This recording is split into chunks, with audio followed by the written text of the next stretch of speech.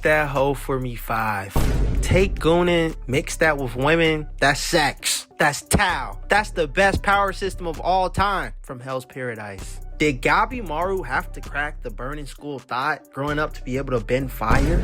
Was his wife the school thought, which is why he can't remember her face? Let him cook. First episode of season 2, these godlike bees are just making clapping noises. But there's no thunder, brother.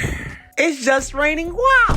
One guy was over here training so hard he made a nigga's head explode. But low-key, if I was a girl, I could have handled that. But the technique they're doing, I might mess this up, but it's called Bochu Jutsu. And then, third episode of season 2, Bakugo is over here getting clapped up by the ladyboy god, and then he knocks him out. Bakugo wakes up tied to a bed. Wait a second, I've seen these games played before. The ladyboy goddess was like, I like your towel. Let me taste some. And they smash. I'm like, damn. This reminds me of a time when an older chick did me like this. Got a flash in this flashback.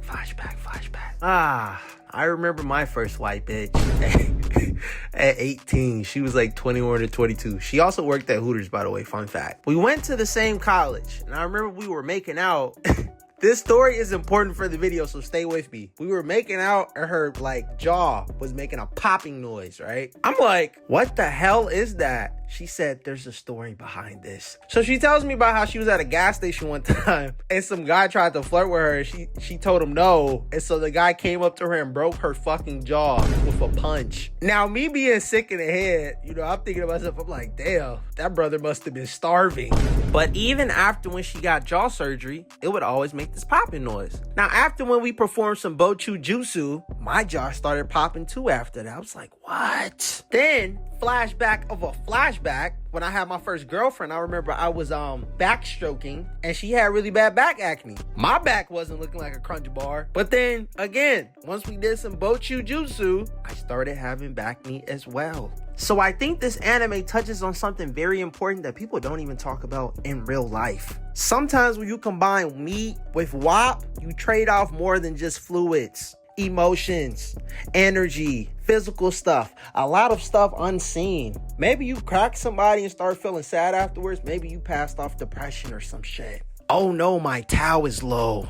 And in Hell's Paradise, they touch upon how people can hinder you or restore you with their Tao. And I think that's a beautiful way to put it. Like, just take out the Bochu Jutsu for a second out of the equation, right? There are genuinely some people out there that just look at you and go, I hate the way you walk.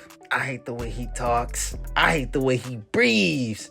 Then there's other people around you that make you feel endless joy and happiness on some like SpongeBob and Patrick shit. They uplift you. Why I think this is the best power system recently, it doesn't have some old ass lady narrator talking, explaining something, and then also has text on the screen teaching me about curse energy physics. And it's not Weenie Hut Jr. Demon Slayer either. It's like a nice medium that reflects life. It's something that you can learn from continuously. Because it's from the belief system of Tao. Anyways, go find you a Bojutsu training partner, and if they're a lady boy, I think you'll get like better powers, right? Because you can practice taking their wood energy, they can remove their dingaling, and then they can give you some of that WAP, so you receiving wet energy.